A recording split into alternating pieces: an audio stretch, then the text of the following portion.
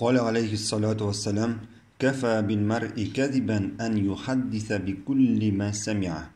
Peygamberimiz sallallahu aleyhi ve sellem aytdi, yolg'onchi kishi bo'lur uchun eshitgan har bir narsani siylab yuruvda yetadi dedi. Shunga ko'ra agar biror narsa eshitding ekan, biror xabar eshitding ekan, oshiqma kishilarga siylarga. Boshda bil, bu xabar durustmi, yoki durust değilmi? Ayırma yo'q. Yaxshi kishi turundami bu, nashar kishi turundami?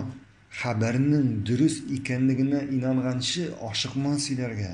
Hatta ol nashar kishi bo'lsa-da, ol o'zining gunohlari uchun o'zi javob berar. Lekin sen onun turunda yolg'on xabar yetkirasan boshqa kishilarga, sen aldoqchi bo'lasan. Sen aldoqchi bo'lasan, bu senga gunoh bo'lib yoziladi. Bigrakda bugungi kunda kishilar bu xalgalarga kerazli telefonlarda, internetda, alla qo'ylardan, alla kimlardan bir bilgili bo'lmagan kishidan kela xabar, fojia turunda bo'lsinmi, biror xabar turunda bo'lsinmi, biror avuru turunda, shunda uni oshiga jiberga butun kishiga. Belki bu yolg'ondir. Sen bu kishini kim ekanini bilmaysan deydi.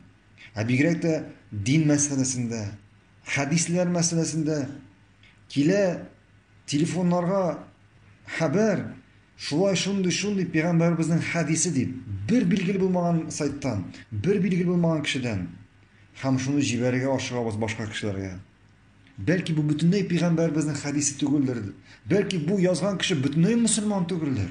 Peygamberimiz sallallohu alayhi ve sellem aytdi, kim menga yolg'on yog'a dedi, o'zini o'tdan o'rin azarlasin. Alloh saqlasin. Albatta endi so'z bormi, agar senga xabarni sen bila turgan, sen ishona turgan kishi yetkazar ekan. Sen bilasan bu kishining durust siylovi turunda. Ya endi biror ilm egasi, ya'ni sen bilasan bu kishini ibodat qiluvchilardan ekanin, ilm oluvchilardan ekanin. Bu uchroqda jiberga bo'lar. Lekin tekshirmisha durustmi bu, durust tugilmi, yetkiruv bular endi yaramay.